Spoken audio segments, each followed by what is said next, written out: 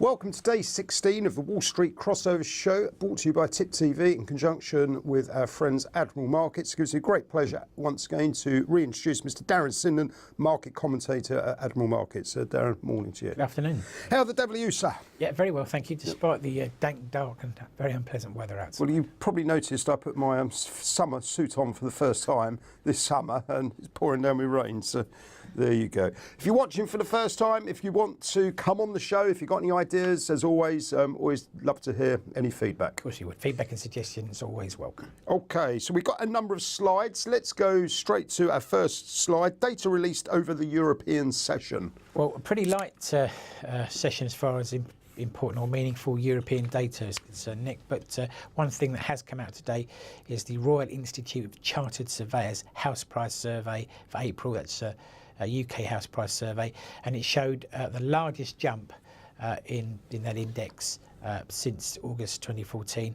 Prices rose across all regions of the UK for the first time since August 14. And before, you remember that a lot of house price rises had been focused in London and the South East, where other parts of the country have been left behind. That appears not to be the case now.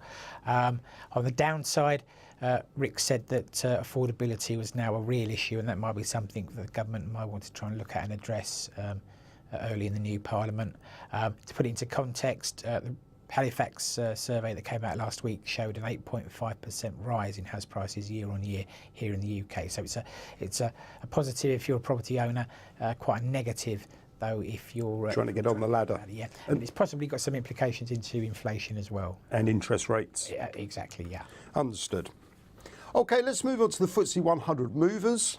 Right, well, I picked out a few bits here. First of all, ITV, obviously a broadcaster, probably Britain's best known independent TV channel.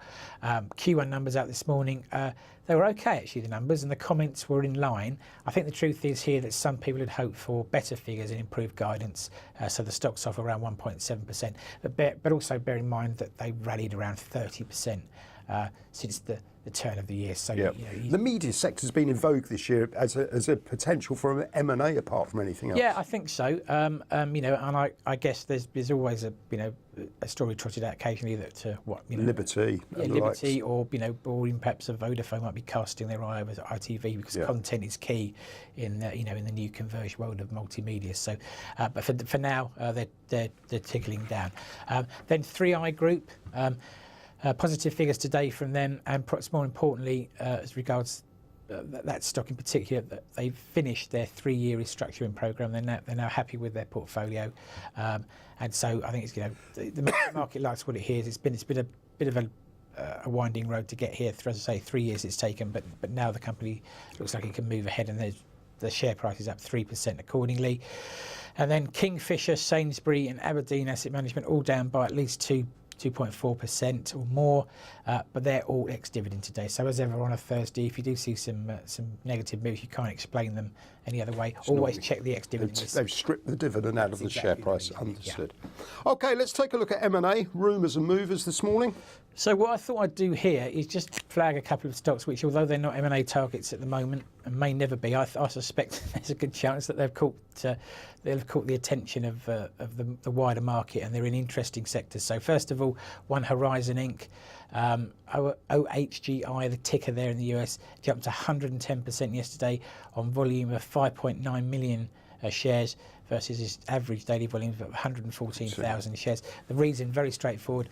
The company announced that its Chinese voice over IP app exceeded its 2-month 3 million download target. So basically more than 3 million people have downloaded and subscribed to their service, which offers users free or cheap calls in return for watching sponsored ads on their device. So it's another one of these mobile advertising plays, follows on from the Verizon acquisition of AOL. So say they're not necessarily a big target at the moment, but if they can keep producing growth like that, I'm sure they'll crop up on somebody's radar sooner rather than later.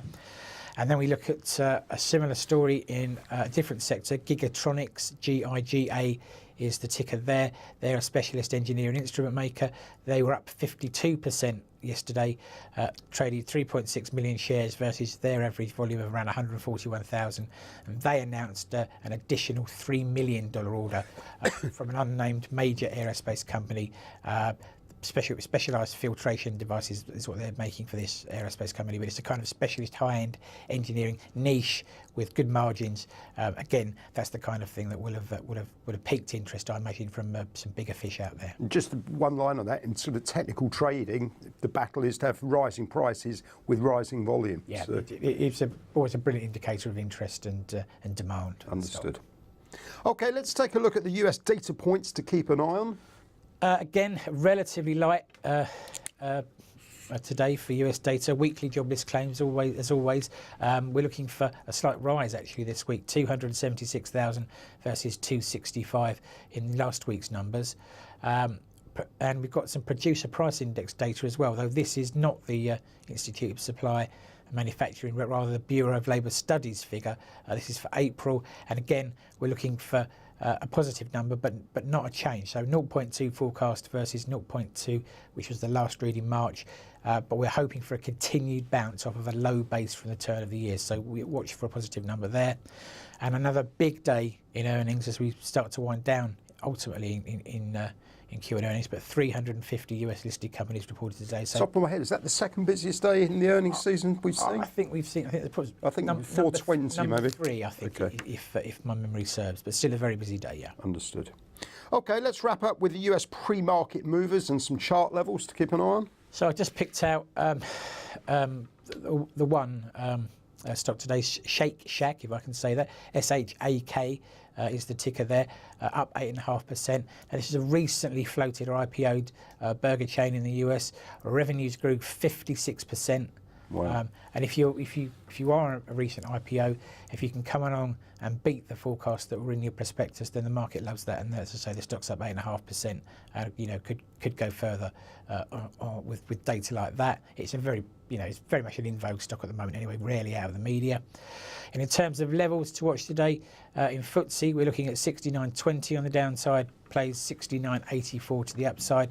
In the DAX, 11,300, so a bit of round number support there potentially, plays 11,455.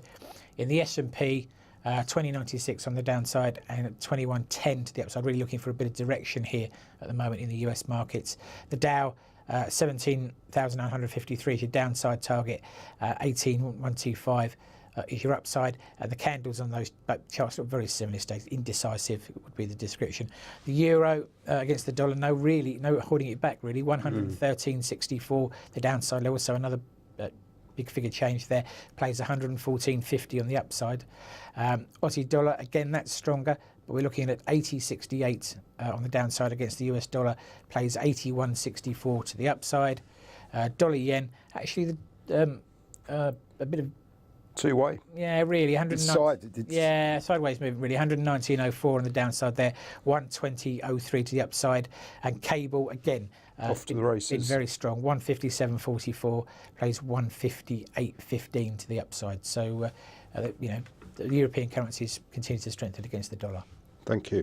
Okay, Darren Sinden, market commentator, Admiral Markets. Thank you for the Wall Street crossover show. We'll see you same time tomorrow at 1 o'clock. That wraps us up. We will be back tomorrow 10 a.m. for our normal show and 1 o'clock for the Wall Street crossover. Have a good day. Thank you.